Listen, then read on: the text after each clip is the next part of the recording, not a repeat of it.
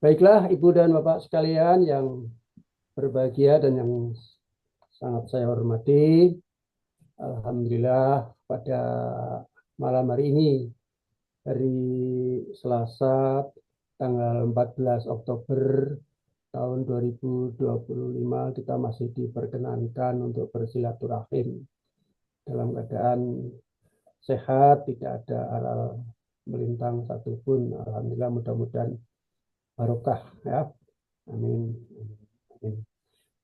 Nah, jadi pada malam hari ini saya uh, tidak akan menjawab atau berkomentar dulu tentang jawaban-jawaban kuis, tapi itu menjadi pemikiran Bapak Ibu semuanya. Silakan untuk direnungkan mengapa jawabannya seperti itu. Tetapi yang jelas yang ingin saya sampaikan adalah bahwa itu kuis itu semakin saya turunkan menuju ke area tataran realita sehingga jawabannya semakin bervariasi ya. Nah, jawaban adalah judgement. Jawaban adalah judgement dan judgement itu tidak pure sesuai dengan yang kita pelajari dari Kant ini. Judgement itu tidak pure. Artinya jawaban saya pun kalau nanti ber, apa, berubah waktu mungkin bisa bergeser ya, apalagi dengan jawaban Bapak Ibu. Bapak Ibu mempunyai pertimbangan untuk membuat jawaban dengan alasan-alasan yang seperti kita diskusikan bersama-sama, termasuk ketika saya membuat penjelasan-penjelasan tentang jawaban-jawaban itu. Setidaknya gitu, itulah jawab penjelasan saya. Jadi di sini Bu dan Pak sekalian, saya ingin sampaikan bahwa berarti kuis ini ya, kuis ini tidak dimaksudkan secara formal untuk membuat penilaian kemampuan berfilsafat, tidak. Tapi kita mengambil dari sisi manfaatnya. Sedangkan penilaian-penilaiannya itu khusus dari tugas-tugas. Ya. Nah, manfaat daripada kuis itu apa? Manfaat dari kuis itu antara lain yang pertama adalah untuk belajar filsafat. Ya, jadi eh, dengan pendekatan atau dengan metodologi filsafat yaitu mengadakan dari yang mungkin ada menjadi ada, kan begitu. Setidaknya ada menurut penjelasannya Pak Marsigit, kan seperti itu. Itu yang pertama. Yang kedua, eh, mengkondisikan atmosfer alam berpikir filsafat, kan seperti itu. Nah, kemudian berikutnya untuk refleksi bahwa ternyata ditambah hari, ditambah minggu sampai kuliah mau selesai pun ternyata jawaban-jawaban ya itu gapnya tetap saja berjarak, masih jauh antara saya dengan Bapak Ibu. Itu mengandung maksud apa? Mengandung maksud bahwa belajar filsafat ada dua perkara, ya, tidak bisa instan dan bukan untuk jangka waktu pendek, kan begitu. Belajar filsafat itu pelan-pelan, perlahan-lahan, dan filsafat sebagai ilmu itu hidup, belajar dengan metode hidup hermeneutika untuk jangka sekarang, jangka menengah, dan juga jangka panjang. Jangka panjang pun ternyata yang namanya belajar tidak akan pernah selesai sampai akhir hayat. Kalau kita sudah mau mengakhiri hayat kita pun belajar bagaimana akhir hayat kita itu bisa secara husnul khotimah. Kan begitu. Yang berikutnya, ternyata belajar itu tidak bisa hanya mengandalkan dosen, hanya mengandalkan guru. Kalau hanya mengandalkan dosen atau hanya mengandalkan guru, itu artinya teori filsafat yang innate tulisannya, innate, ya, atau yang intrinsik, tetapi yang diam, idle, ya, sebagai suatu muatan yang guru memberi muatan. Nah, di sini saya membuat atau mengambil posisi saya berusaha, walaupun kenyataannya mungkin belum tercapai, tapi berusaha untuk mengikuti apa yang diajarkan oleh Kant ini, ialah inat yang ada di dalam pikiran kita yang intrinsik itu adalah bersifat berjalan. Karena bersifat berjalan, maka sebenar-benar yang memberi muatan yang paling relevan adalah si subjek belajar itu sendiri. Maka guru hanya sebagai fasilitator. Kan seperti itu Bapak Ibu. Nah, itulah kira-kira jadi untuk nilai kebenaran atau komunikasi filsafat atau komunikasi ilmu, sebenar-benar ilmu itu adalah bahasa, komunikasi ilmu adalah komunikasi bahasa. Kebenarannya bentuk bahasa SPOV, yaitu subjek, predikat, objek, ya, dan pelengkap, kan begitu. Nah, di sini untuk kuis itu fungsinya, ya, sebagai perekat, ya, dan memperkaya khasanah. Contohnya ialah setiap jawaban Bapak Ibu itu adalah judgement. Setiap pertanyaan saya, ya, setiap pertanyaan itu adalah menghasilkan judgement. Maka setiap jawaban saya juga judgement. Setiap jawaban Bapak Ibu adalah judgement. Kan begitu. Kalau jawaban saya itu adalah tesis, maka tesis itu judgement. Kemudian dibandingkan dengan antitesis, antitesisnya jawaban Bapak Ibu, itu juga judgement. Jadi judgement meliputi tesis dan juga antitesis. Nah, kaitannya dengan buku The Critic, ya, yang ditanyakan oleh Pak Gusnon kemarin, ini buku filsafat. Atau kalau masih mencurigai, bacalah, baca dan baca. Ya, ditengarai loh. Karena curiga itu artinya adalah a priori. Belum membaca tapi sudah paham. Itu a priori Pak Gusnon. Ya, teringat pertanyaan Pak Gusnon. Ya. Ya. Ya. A priori itu artinya apa? Belum membaca tapi sudah paham. Ya. Pemahaman dari diri ke sana memperkirakan. Nah, kan begitu. Maka karena itu terbuka, bukunya open, bahkan ditugaskan sebagai PR, baca dan baca. Di samping baca dan baca, sedang kita diskusikan. Mana aspeknya? Ternyata kita temukan fakta bahwa betul-betul itu filsafat. Betul-betul filsafat. Artinya filsafat itu milik semuanya. Ya. Orang Islam berfilsafat, orang Kristen berfilsafat, Katolik berfilsafat, gitu. Orang Buddha berfilsafat, kan begitu. Begitu, Pak. Nah, makanya sebagai contoh misalnya tentang moral, gitu. Wah, ini ada keraguan dalam hati Pak Gusnon, gitu. Wah, ini moralnya gimana, Pak? Gitu. Nah, kan sudah ada tingkatannya, gitu. Di sini moral itu didefinisikan sebagai kehendak baik, universal, tanpa syarat, dan berkategorikal imperatif. Kan begitu.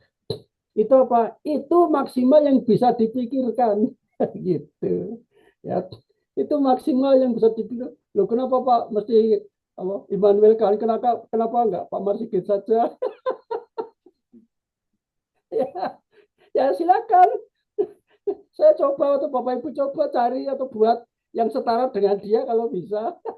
Membaca saja sulit ya, apalagi membuka. Itu hebatnya seorang filsuf ya. Ya. Hebatnya seorang filsuf begitu. Lebih hebat lagi di sini, gitu, kita menemukan mutiaranya yaitu bahwa di sini di dalam kritik of practical reason itu adalah pintu keluarnya pendidikan. Sebab apa? Pendidikan itu dimaknai sebagai moral gitu.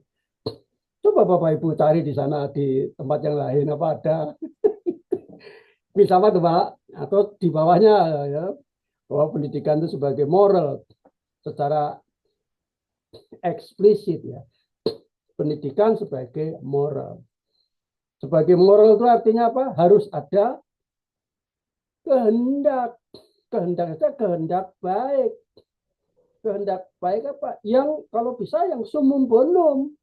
Sumum bonum apa? Kehendak baik yang tertinggi. Tertinggi itu apa? Bisa tertinggi karena dia universal. Kan begitu. Universal apa? Universal setidaknya pikiran manusia.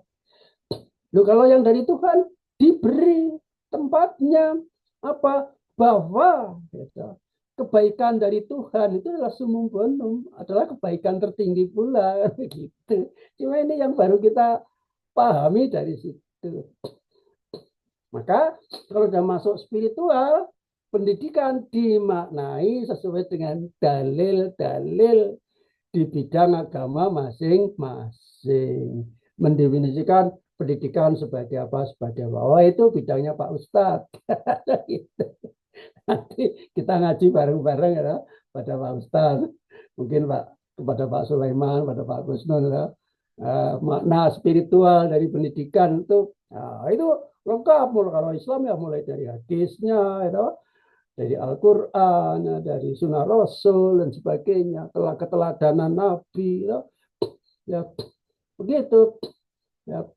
Nah, tapi karena ini filsafat, tatarannya di bawah, Pak, di bawah spiritual. Kita mengakui karena yang spiritual plus di sana hati itu sudah masuk ke dunia noumena.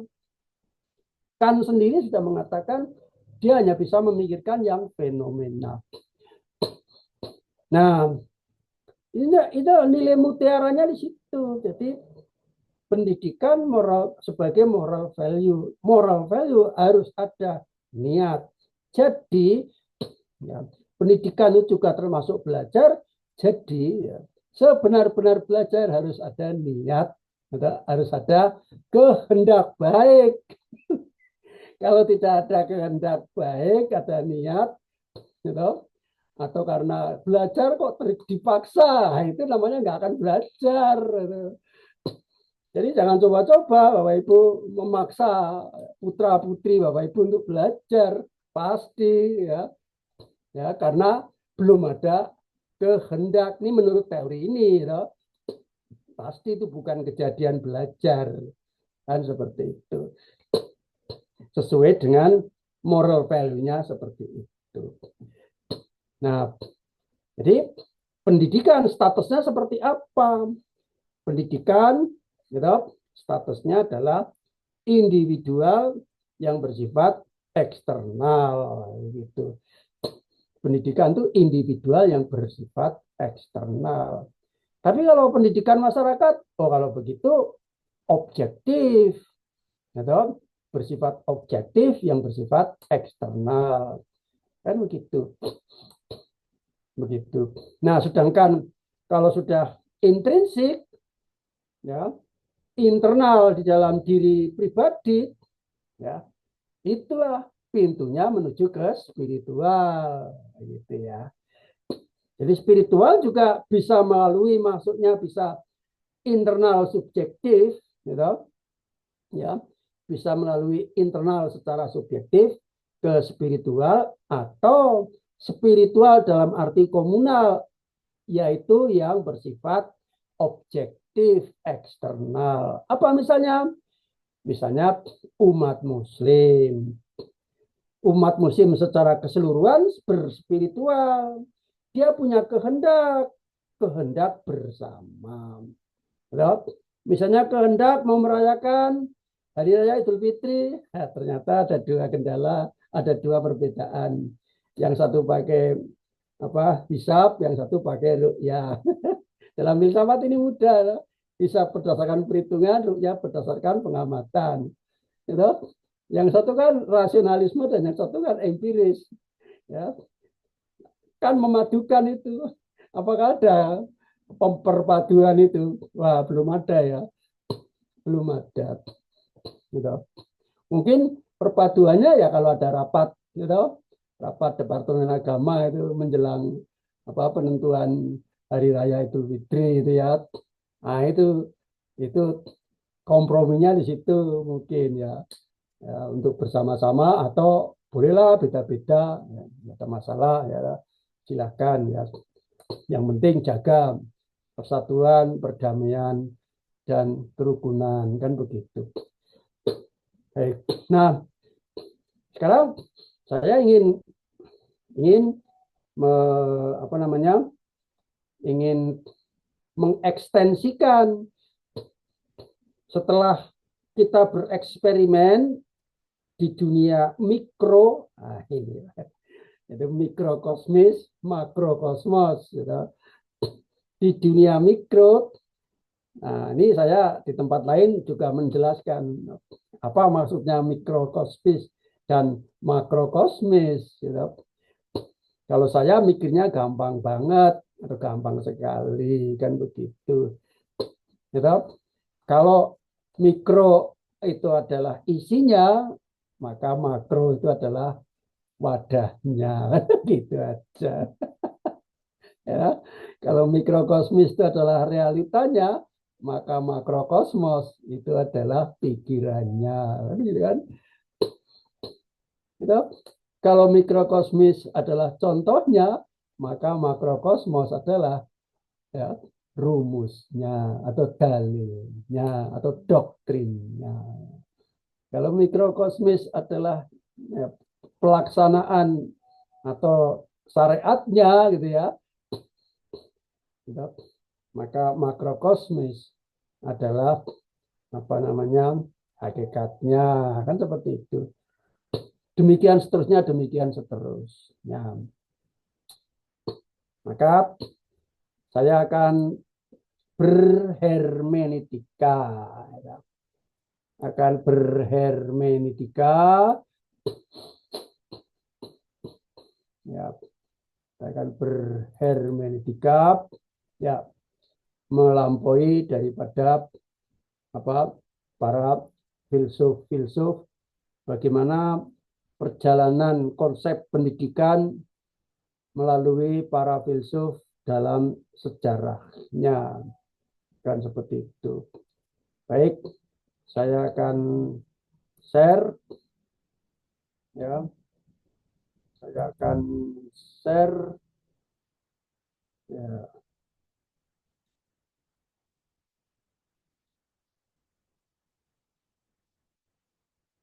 Saya akan share.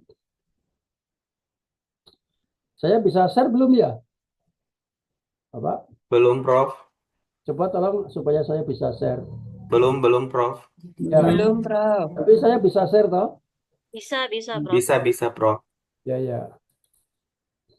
Bentar. Oke. Ya. Saya akan share. Oke.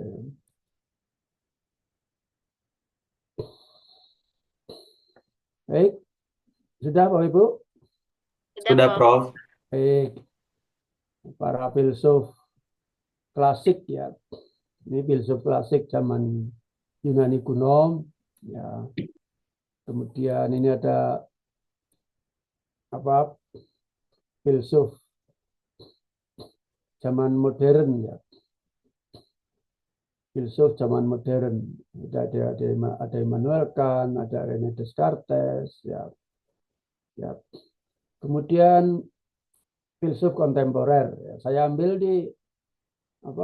dari Google ya. Saya tayangkan itu ya. Bapak Ibu bisa cari ya di Google atau di AI juga bisa ya. Nah, jadi Bapak Ibu,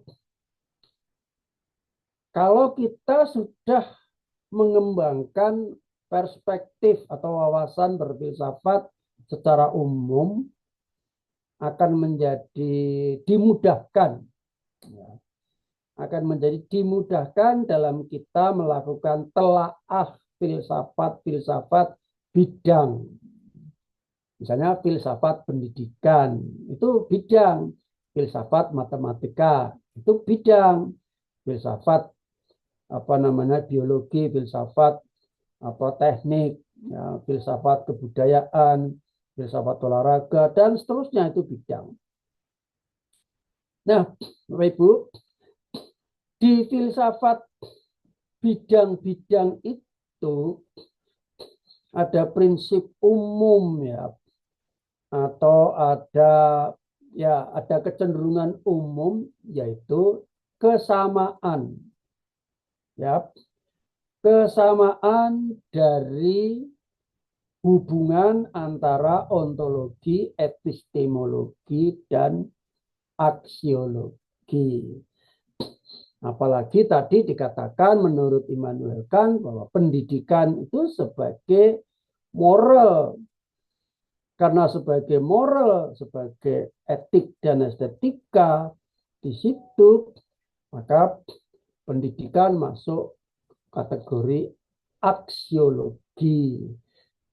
Nah, kalau pendidikan masuk kategori aksiologi, setiap filsuf mempunyai 3 dimensi, yaitu dimensi ontologi, dimensi epistemologi, dan dimensi aksiologi. Secara eksplisit, secara terbaca maupun yang tidak terbaca, walaupun dicari belum ada, tidak ketemu, maka sebetulnya ya setiap filsuf itu memuat unsurnya pendidikan, memuat unsurnya aksiologi. Kan begitu.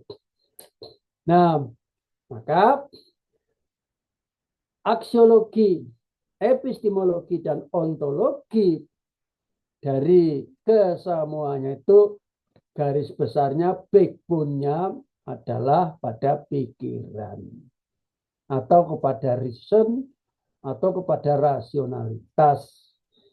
Itu yang disebut dengan logosentris. Kan begitu. Jadi Bapak Ibu, sejak awal sampai sekarang ini saya introduce dalam bentuk logosentris. Kan seperti itu.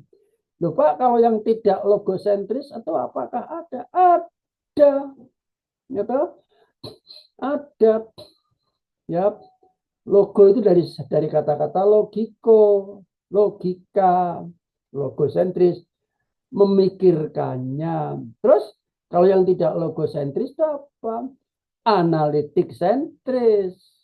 Apa itu? Bahasa. Maka sebetulnya saya sedang membawa Bapak Ibu kepada 2 kutub. Kutub logosentris dan kutub analitik sentris. Kutub bahasa sentris. Nanti akan saya sebutkan filsufnya. Yaitu salah satu contohnya adalah dari Derrida, seorang filsuf kontemporer. Ya, Derrida membuat antitesis dari logosentris itu. Kenapa mesti selalu ya mengutamakan pikiran terus? Ya, sebagai suatu yang ciri-ciri khasnya antara lain rasionalitas dan idealitas. Sekarang wujudnya yang realita, yang realistis. Realisme itu seperti apa? Antara lain dari sisi bahasa.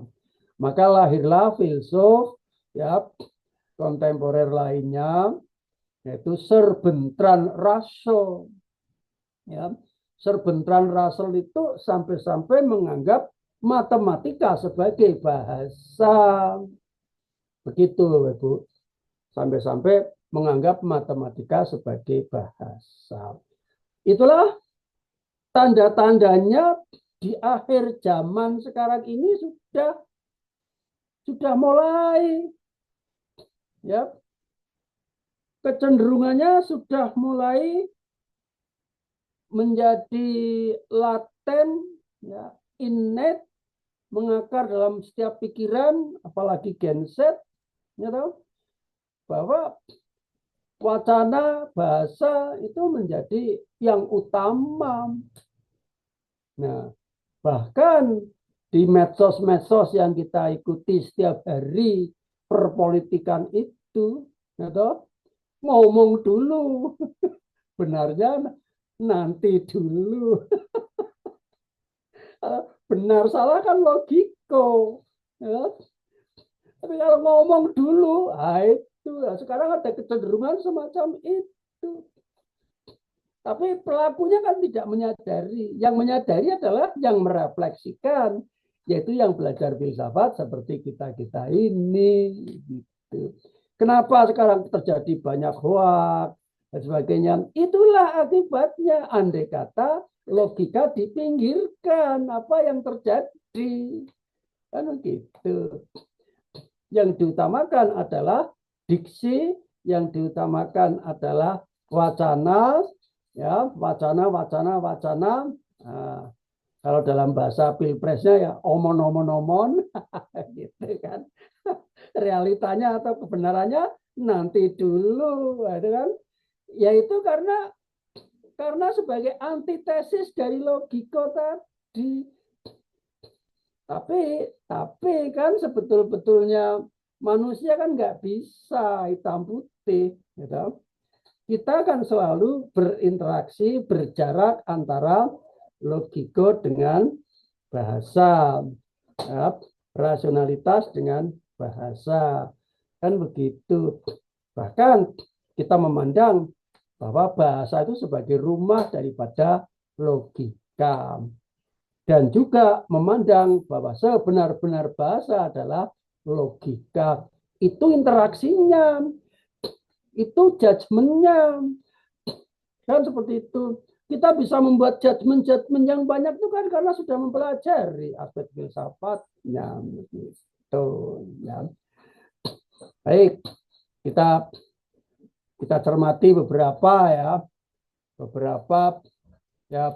Nanti akan saya mulai menjelaskannya, ya. Akan mulai menjelaskannya bahwa yang namanya alur, ya, alur filsafat tadi yang saya katakan bersifat isomorfis, bersifat konformitis, bersifat equality, bersifat sebangun, dan bersifat analog. Kan begitu, ya. Seperti yang saya gambarkan tadi di Dena sebelumnya, kan seperti itu, Rob. Nah, maka di dalam perkembangannya, ya, di dalam perkembangannya di awal zaman, kita sudah bisa memprediksi, dikatakan tidak dikatakan, yang namanya Sokrates, ya, seorang Sokrates itu kita bisa telusur apa ontologi Sokrates, apa epistemologi Sokrates, dan apa aksiologi Sokrates. Kan begitu, betul? Nah, kalau dilihat dari pemikirannya, dari epistemologinya, dari metodenya, ya, maka kita bisa melihat aksiologinya. Ketika Sokrates ingin mengungkap, ya, kebenaran dengan selalu mengajukan pertanyaan-pertanyaan dan meragukannya, itu ulah siapa? Itu epistemologi. Tapi epistemologi jenis apa? Itulah epistemologi idealitas atau ideal. Kenapa? Dia berusaha untuk mencapai kesempurnaan tujuan akhir di dalam pikiran. Sampai bertanya terus, sampai yang ditanya pun nggak bisa menjawab. Gitu. Itulah, gitu. Dari bentuk logosentris, ya, salah satu contohnya adalah idealitas. Idealitas berarti sudah menjadi, dia bisa beridealitas, dia bisa sebagai ontologi, dia bisa sebagai epistemologi. Kalau kita sekarang sedang bicara pendidikan, maka ya pendidikan yang ada di nuansanya Sokrates itu adalah idealitas. Pendidikan beraliran idealis. Apa ada, Pak? Ya ada, bisa dicari referensinya. Gitu saja. Loh, kalau gitu Pak, tinggal mencari. Iya, kita tinggal mencari serumpun yang punya semangat yang sama, yang punya perspektif yang sama dengan Sokrates. Gitu? Misalnya siapa yang bersifat ontologinya? Misalnya ontologi Plato. Gitu? Ontologi Plato itu gitu, formal, material. Gitu? Kemudian ideal. Sampai-sampai dia mengatakan untuk matematika, bahwa matematika adalah ilmu yang sudah jadi, yang sudah sempurna sebagai suatu ideal ciptaan Tuhan. Manusia tinggal menemukannya saja atau mencari saja. Tapi banyak di antara manusia itu tidak mampu menemukannya. Maka wahai manusia, datanglah ke perguruan saya, perguruan Plato, akan saya buat terapi, supaya kamu itu bisa mencari matematika.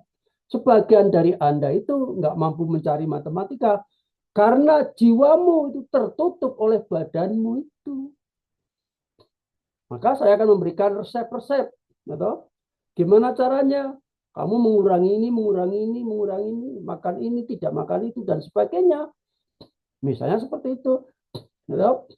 Nah, jadi Sokrates dan juga Plato sama-sama idealis. Kalau kita bicara pendidikan aliran ideal, tokohnya siapa? Ya mesti ada Sokrates, mesti ada Plato. Yang lain ya mari kita cari. Berdasarkan ontologinya dan berdasarkan epistemologinya. Itulah Bapak Ibu, kita berpikir deduksi. Ya, deduksi dari 3 pilar kita turunkan, kita jabarkan secara analitik. Maka antara lain adalah ketemu. Gitu. Yang berikutnya adalah René Descartes. René Descartes itu sangat ideal dia. Dia sangat dengan pendekatan rasionalisme. Ontologi René Descartes itu, ontologinya adalah rasionalisme. Epistemologinya adalah cogito ergo sum. Kan begitu. Maka aksiologinya, value-nya pendidikan, morality pendidikannya ialah ideal juga. Itu pendidikan yang beraliran idealisme. Nah, untuk selanjutnya ada nama-nama Immanuel Kant. Ya, Immanuel Kant itu filsuf yang sangat lengkap. Ya, kenapa? Dia ada di muara dan dia mendamaikan rasionalisme dan empirisisme. dia ambil empirisismenya sebagai sintetik, diambil rasionalisme sebagai a priori, maka sebenar-benar ilmu haruslah bersifat sintetik a priori. Itu Immanuel Kant. Dia berada di muara juru tengah, juru damai. Maka dia filsuf yang paling lengkap. Mau dikasih label apa saja bisa. Kan itu seorang idealis? Boleh. Seorang rasionalis? Bisa. Dia juga seorang empiris? Boleh. Gitu? Dia juga seorang pragmatis? Bisa. Itulah hebatnya Immanuel Kant itu. Gitu? Nah, sampai kepada tokoh-tokoh Hegel misalnya. Hegel ini apa? Hegel ini adalah mengembangkan yang namanya dialektik. Dialektik yang dikembangkan oleh Socrates, gitu. Kemudian dikembangkan lagi, dipakai lagi oleh René Descartes, dipakai lagi oleh Hegel. Cuma Hegel kemudian terfokus, terpengaruh oleh materialisme. Sehingga gitu, dialektiknya ke dialektik materialisme. Dialektik materialisme itu turun menjadi ideologi, lahirlah, ya maaf ini, lahirlah komunisme. Gitu? Ya, lahirlah komunisme di situ. Ya. Maka Hegel ini ada bau-bau ke komunisme itu. Kan begitu. Sayangnya Indonesia sudah terkena stigma. Karena ada pemberontakan komunis. Jadi saya saja kalau menerangkan ya tidak terlalu semangat. Kalau bisa ya nggak usah dalam-dalam lah. Hanya sekedar sepintas saja. Karena bangsa Indonesia pernah terstigma pemberontakan komunis itu. Ya, sebagai suatu materialisme. Isme itu pusat. Isme yang lain tersingkir. Karena materialisme itu berpusat pada materi, kebenaran ada pada materi. Maka isme seperti teologi isme tersingkir. Itu bahayanya. Maka bahayanya kalau kita bermain-main dengan isme. Kita bisa menyingkirkan teisme. Teisme itu apa? Tokoh teologi. Teisme itu apa? Berpusat kepada Tuhan. Maka orang Indonesia, orang yang beragama itu filsafatnya berpusat pada Tuhan. Kan begitu. Berfilsafat ya berfilsafat. Mempelajari, tapi kita harus pilih-pilih. Kan begitu. Nah, yang Hegel ini yang kemudian diterapkan, ya, diterapkan salah satunya di Indonesia. Jas merah, jangan sekali-kali melupakan sejarah. Ya, itu dari unsurnya, mensejarahnya dari unsur dialektik itu kan begitu. Tapi kan kita suka-suka, namanya filsafat kan tergantung mau mengarahkan kemana. Sedangkan sampai kepada ideologi itu kan kontekstual negara dan bangsa. Kan seperti itu. Nah, kalau lebih pragmatis lagi, lebih sampai ke realita lagi, jadilah politik praktis. Kan begitu. Yang namanya pemberontakan G30 PKI itu sudah politik praktis. Maka berbahaya berfilsafat kalau tidak menambah wawasan. Harus menambah wawasan dan harus punya wawasan. Nah, idealisme yang tokoh, ya. Tokoh-tokoh itu ya yang pada saat itu sampai zaman modern itu masih ada. Nah, kalau sekarang tokoh-tokohnya ya berserakan di mana-mana. Pengaruhnya ya ada di mana-mana.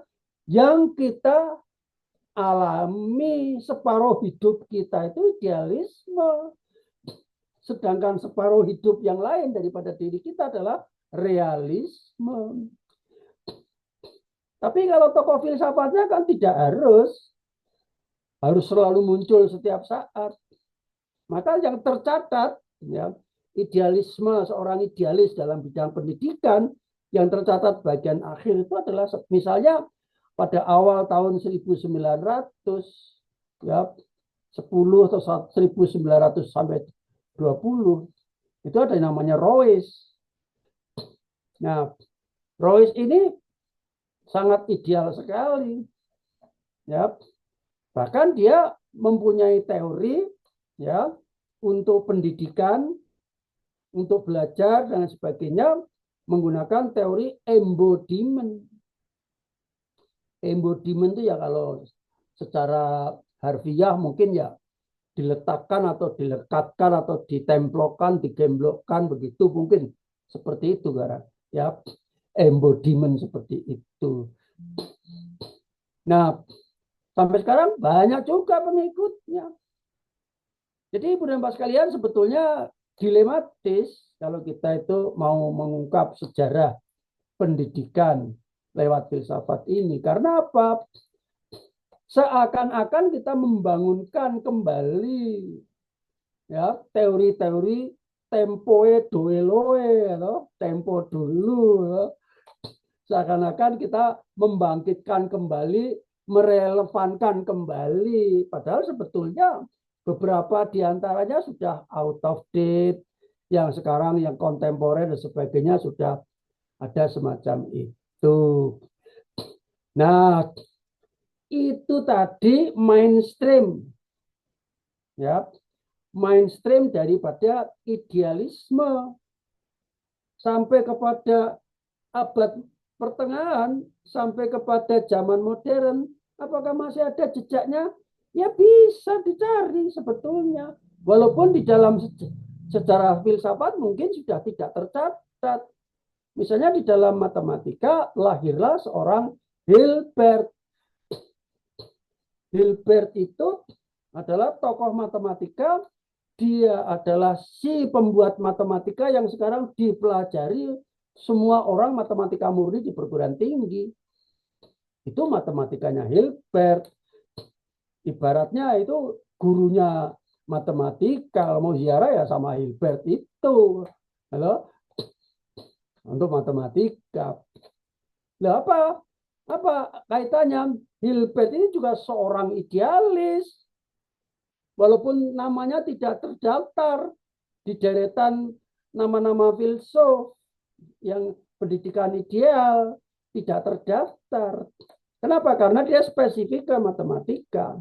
Tapi dia sangat idealis. Kenapa dia sangat idealis? Dia ingin membuat matematika yang banyak itu hanya satu sistem. Coba bayangkan. Satu teorema, satu sistem berlaku untuk semua matematika. Ya. Berlaku untuk semua matematika. Nah,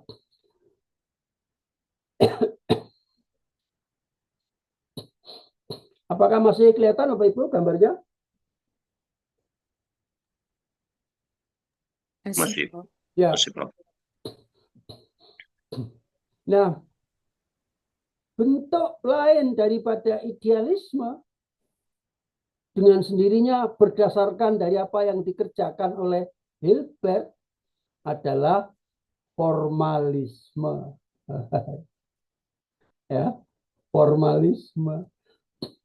Kalau kita berpikir secara kasar atau ugal-ugalan, formalisme itu berarti bentukisme. Karena formal kan bentuk, ya. Formal ya, kebentuk, atau lebih kepada aturan-aturan isme. Gitu.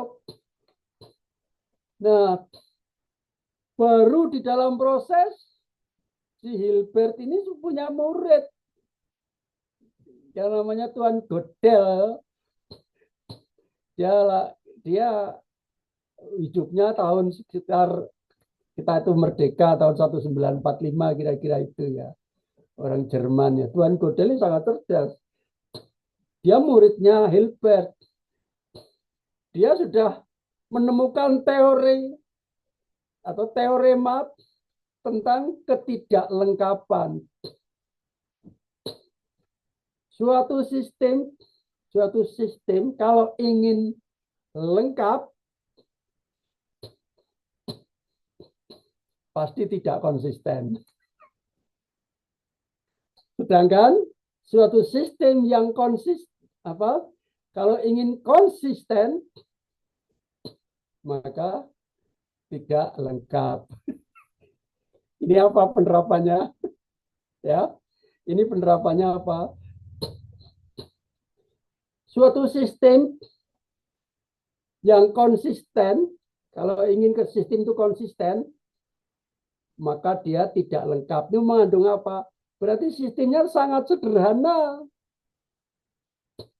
Sistem itu mendekati homogen. Ya, supaya apa? Supaya konsisten. Ya, suatu sistem yang konsisten maka dia tidak lengkap. Misalnya yang homogen apa? Orang Jepang masyarakatnya homogen, orang Cina masyarakatnya homogen. Ya kalau orang Indonesia masyarakatnya heterogen. Ya. Masyarakatnya heterogen. Semakin banyak semakin plural pasti tidak konsisten. Ini ditemukan teoremanya ini bisa dipakai di situ. Tidak konsisten itu artinya apa? Iyalah. Metode ini tidak bisa dipakai di seluruh provinsi. Harus ada modifikasi. Gitu? Nah, di Sumatera banyak hujan loh. Di Nusa Tenggara Timur musim kering. Ya tanamannya saja tidak konsisten. Ada berubah-ubah. Tanaman padi disesuaikan. Gitu? Di sana di NTT yang tumbuh adalah sorghum. Misalnya begitu. Kan begitu. Nah, itu teladan. Jadi ini warning buat bapak-bapak. Semakin kaya, semakin banyak harta, semakin tidak konsisten. Tahu-tahu punya 2 miliar. Bisa untuk menikah gadis 23 tahun. Misalnya begitu. Nah, ya, begitu. Nah, semakin kaya, semakin tidak konsisten. Coba, saya semakin tua ya, semakin tidak konsisten. Kalau setiap hari masuk ke kampus, udah mulai kecapean. Kuliahnya lewat Zoom. Ya. Udah mulai tidak konsisten. Ya. Itu maksudnya. Prinsip itu sudah ditemukan. Itu antitesis dari formalisme. Hilbert menginginkan sesuatu yang heterogen tapi satu sistem. Ya, satu sistem tapi yang konsisten masalahnya. Nah itu. Nah kalau Indonesia kan Bhinneka Tunggal Ika, beraneka ragam tapi satu.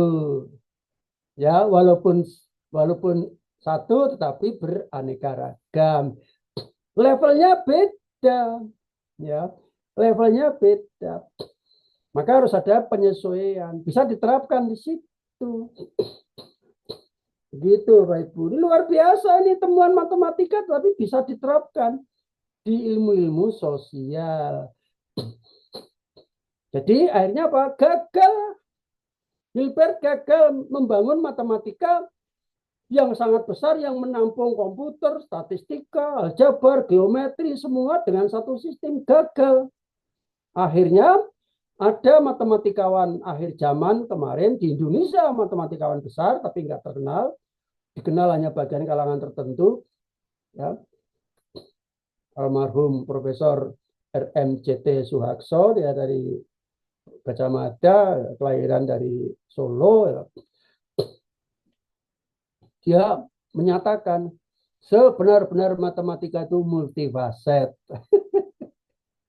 Multifaset. berwajah ganda, berwajah banyak. Matematika itu berwajah banyak. Indonesia juga berwajah banyak. Kalau dari sisi barat kelihatan Aceh, dari utara kelihatan Kaltara, ya, dari timur kelihatan Papua Barat, ya. Nah, dari selatan kelihatan Miangas, Miangas di mana? Oh, di utara, ya. Pelorote, ya. Nah, demikian. Itu Bapak Ibu, ya toh? Nah, kemudian antitesis di awal, ini di awal. Kalau tadi Tuan Godel itu antitesisnya di kekinian, akhir zaman modern, ya toh? Akhir zaman modern, awal zaman postmodern, yaitu munculnya filsafat scientificism setelah periode Auguste Comte. Nah, di awal sudah ada antitesisnya. Jadi setiap zamannya itu memproduksi antitesis. Dari apa? Dari idealisme. Siapa itu? Yaitu munculnya Aristoteles. Aristoteles itu adalah muridnya Plato.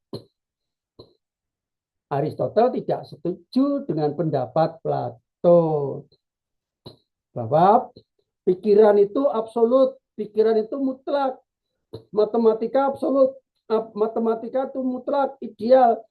Aristoteles nggak setuju. Saya nggak setuju dengan pendapat guruku. Wahai guruku, menurut saya matematika itu dia bersifat budaya, dia pengalaman, dia dibangun oleh siswa, dia ditemukan oleh siswa berdasarkan pengalamannya. Lahirlah antitesis ini, lahirlah yang namanya aliran realisme, kan begitu. Gitu? Lahirlah yang namanya aliran realisme. Nah, jadi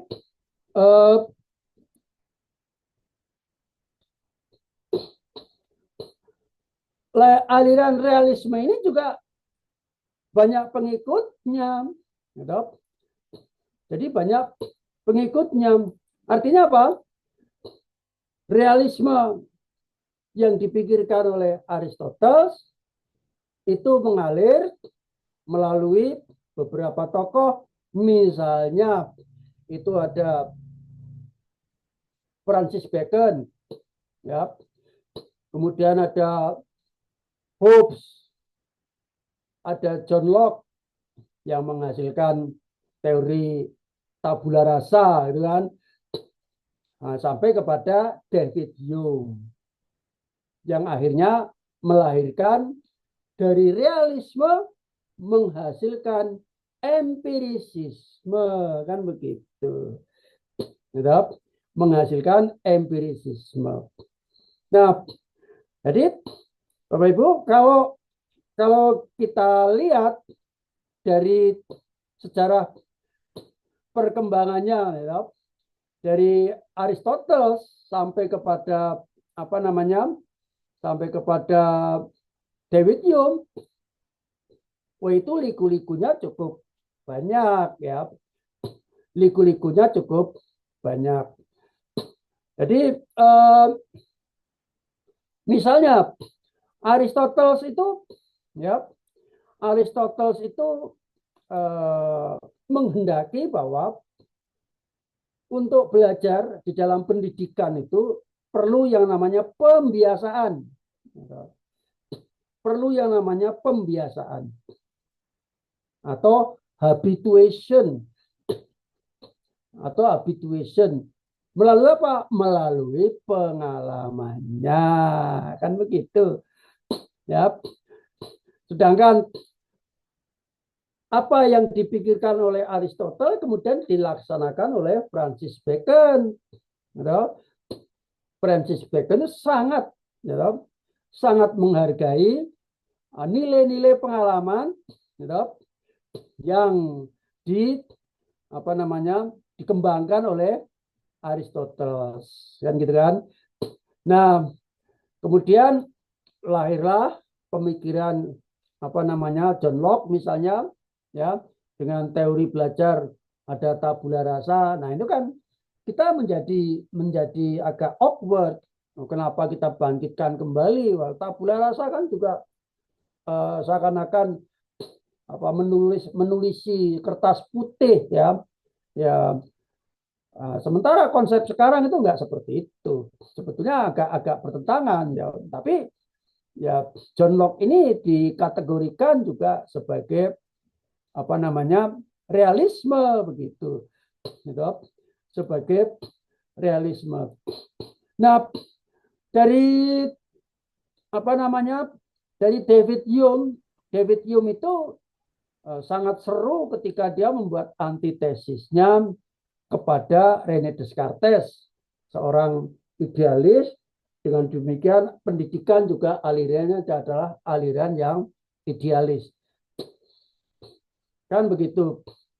Nah, maka kemudian lahirlah berikutnya ada Berkeley, ada Whitehead.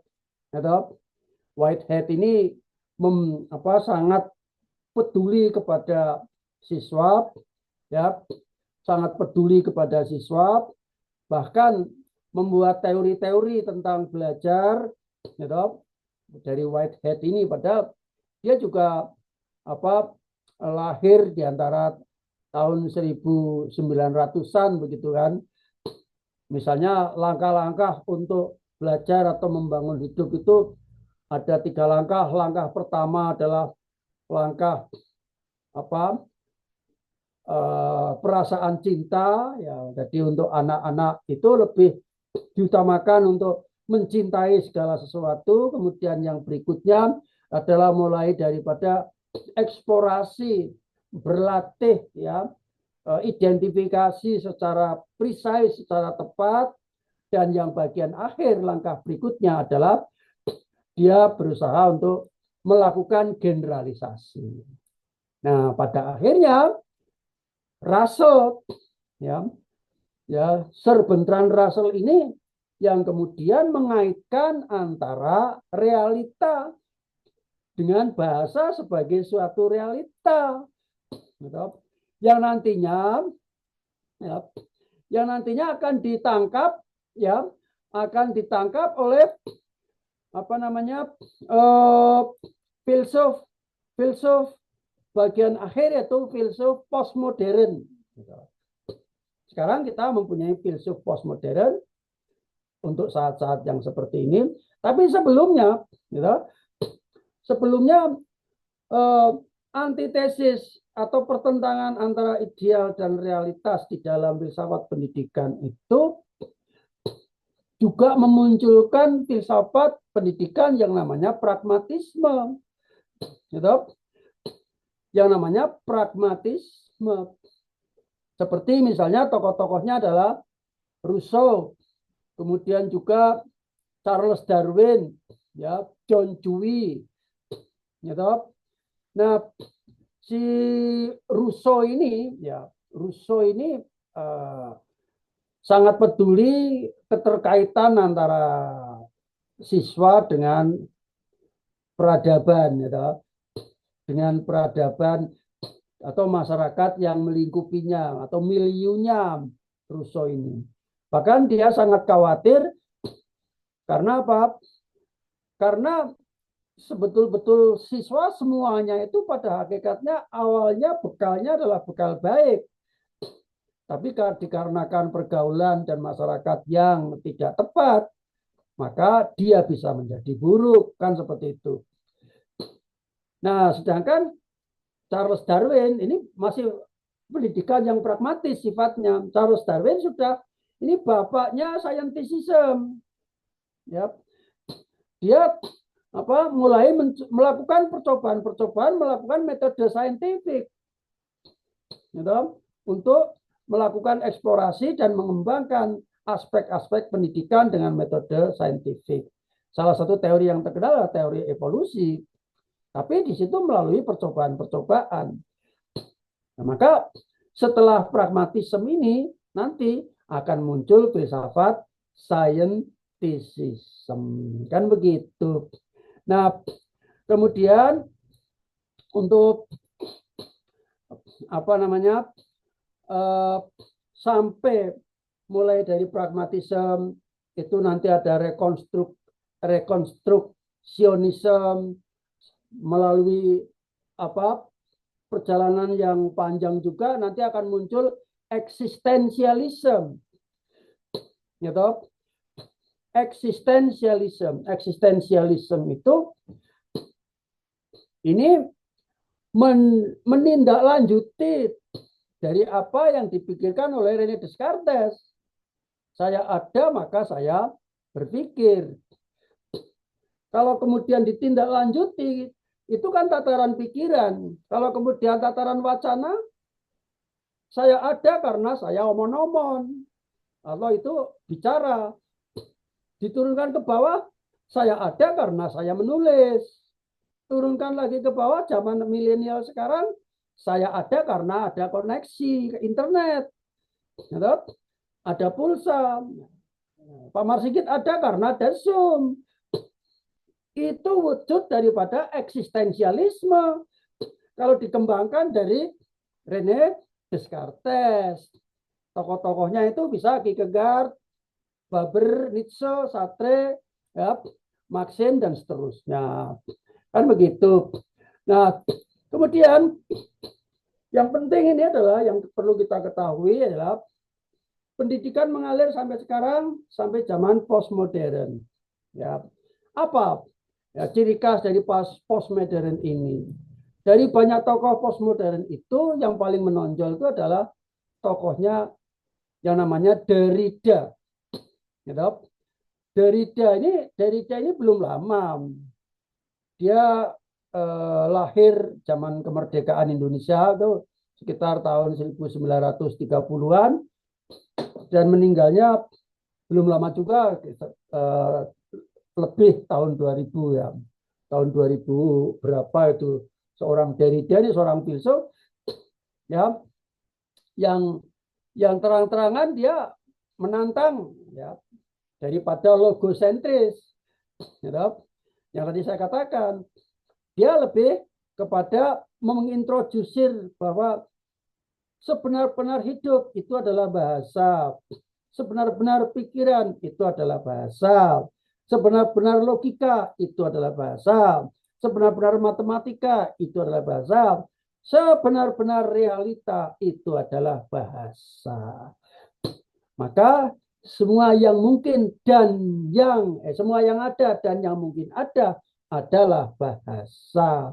Itulah Derrida, itulah tokohnya filsafat analitik atau filsafat bahasa. Kalau Bapak Ibu cari itu di Google tuh filsafat analitik itu filsafat bahasa. Nah, sedangkan Foucault, gitu, Foucault itu bapaknya apa namanya merdeka belajar, karena sebenar-benar pendidikan adalah pembebasan, kan begitu. Jadi kurikulum merdeka belajar itu ada tokohnya adalah tokoh daripada filsuf postmodern yang namanya Foucault, gitu. Ini juga usianya atau hampir periodenya hampir sama dengan Derrida begitu. Nah, seperti itu kira-kira Bapak Ibu. Jadi merentang perjalanannya yang konformitas, gitu. Dari kalau ini saya balik gambarnya, ada yang saya gambar dari atas bawah. Kalau yang sebelah sini yang ideal di sebelah kiri, yang realitas di sebelah kanan, dan seterusnya seperti itu. Nah, itulah Bapak Ibu aliran cerita saya. Saya sudah merasa terbawa oleh sejarah. sehingga ya seperti orang kesurupan itu ngomong terus. Coba kalau diselingi dengan pertanyaan lupa nanti. sengaja saya semangatkan ya supaya tidak lupa kalau alirannya gitu. Banyak sekali itu baru garis besarnya Bapak Ibu. Secara spesifik bisa ditelusuri, lihat referensinya. Baik, kalau sudah seperti itu, ya nanti kita tinggal sama seperti Bapak Ibu membuat disertasi dengan landasan teori ya. Apakah landasan teori pendidikan semua dibahas? Nah, itu berarti seperti orang bingung, nggak punya pendirian. Yang namanya membuat disertasi sudah punya pendirian, sudah punya tujuan berdasarkan masalah. Betul? Maka ada identifikasi masalah, ada rumusan masalah, betul? Ya, ada tujuan penelitian, betul? Maka ada landasan teori. Ya. Tidak semua dibahas. Kalau tujuannya yang konstruktif, kenapa mesti behavioris dibahas? Ini tadi belum ya, belum membahas behavioris, gitu. Belum membahas behavioris dan lain sebagainya kan begitu. Itulah Ibu Bapak sekalian, apakah ini waktunya sudah jam 9, kalau ada yang mau memberi tanggapan atau komentar boleh, gitu. Silakan.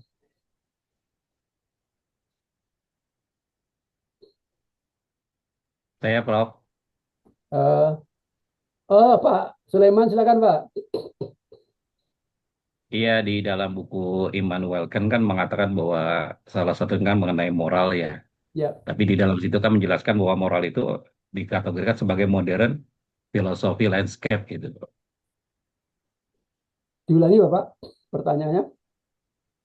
Iya, di dalam buku Immanuel Kant itu menyatakan bahwa salah satu kan berkenaan dengan emphasis of the moral atau moral lah difokuskan pada moral gitu. Ya. Nah, di situ disebutkan bahwa moral itu bagian dari modern filosofi landscape. Oh iya. Itu menurut saya itu aspeknya, Pak. Itu aspeknya. Tinjauannya bisa lengkap. Jadi kalau berfilsafat tidak bisa parsial, apalagi hanya satu sisi, kan seperti itu. Sebab apa? Semua filsuf itu membawa moral, Pak. Semua filsuf membawa moral. Gitu. Kenapa? Dia ada di aksiologi. Dan aksiologi adalah pilar filsafat. Kan begitu. Jadi apa? Jadi Socrates itu juga membawa moral. Kan begitu. Moralnya Socrates itu apa? Curiosity. Untuk mengetahui hakikat dari semua yang ada itu dengan cara meragukan atau skeptisism. Kan seperti itu. Itu moralnya, Pak. Baik, yang lain silakan Bapak Ibu. Ya, Prof. Bisa tanya, Prof. Boleh. Silakan. Pak Husnun, silakan Pak Husnun. Oke. Tadi Prof menyebut ada teori Charles Darwin. Jadi sepertinya saya harus buat juga critical judgment terhadap pikiran Charles Darwin. Ya. Bahwa itu tidak, saya membuat antitesis bahwa itu tidak bisa diterima. Ya. Karena manusia itu bukan dari jenis kera. Ya. Bahwa manusia itu dalam filsafat Al-Quran itu kan bahwa dia dari manusia itu sendiri, dari Adam. Itu antitesisnya itu kayak seperti apa itu, Prof? Teori Darwin. Kalau menurut saya itulah kesalahan kita berfilsafat. Gitu? Kesalahan kita berfilsafat. Kalau yang diteladankan oleh Immanuel Kant itu kan dalam lingkup keterbatasan pikiran. Nah, gitu, Pak. Dalam lingkup keterbatasan pikiran, maka dunia itu punya awal dan tidak punya awal dapat dibuktikan sama-sama benar. Ini kalau filsafatnya nggak benar kan jadi salah, Pak. Loh, itu tidak sesuai dengan keyakinan saya. Saya sebagai seorang beragama Ya, dunia itu ada awal daripada dunia adalah penciptaan oleh Tuhan, kan begitu. Itu kesalahan berfilsafat. Makanya harus sebenar-benar berfilsafat adalah mengetahui batas-batasnya. Batasnya apa? Diulangi lagi tadi. Di bawah lingkup keterbatasan pikiran. Jelas. Makanya sejak dari awal saya sudah mengatakan, sebenar-benar filsafat adalah olah pikir, selesai. Dan pikiran manusia itu terbatas. Menurut saya, hipotesis dari Charles Darwin itu separuh yang ditangkap, separuh yang lain itu tidak ditangkap. Menurut saya, separuh yang lain dapat dibuktikan bahwa manusia itu bukan keturunan dari kera. Harusnya begitu kekuatan kita. Nah, Tapi sebagian dari kera gitu ya, Prof ya. harusnya begitu. Kalau kita itu tuntas kafah berfilsafatnya.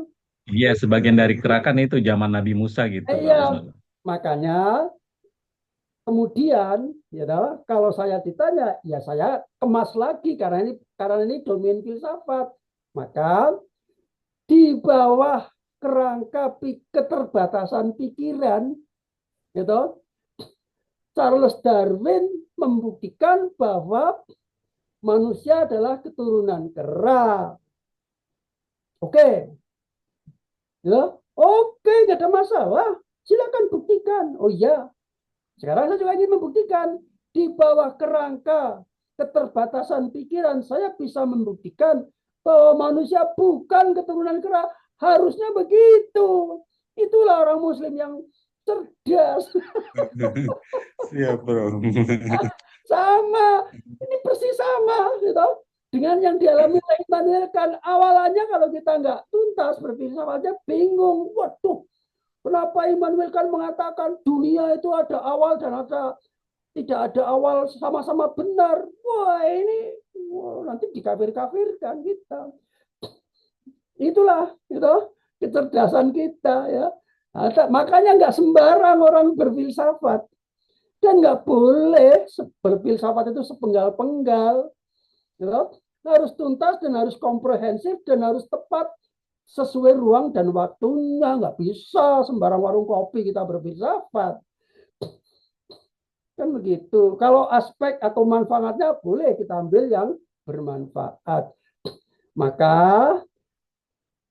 Immanuel Kant juga membuktikan dunia itu punya akhir dan tidak punya akhir dapat dibuktikan sama-sama benar.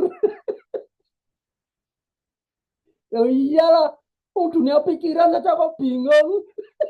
Wah sudah baper kemana-mana. Cuma dunia pikirannya jelas dong, pikiran kita terbatas kok.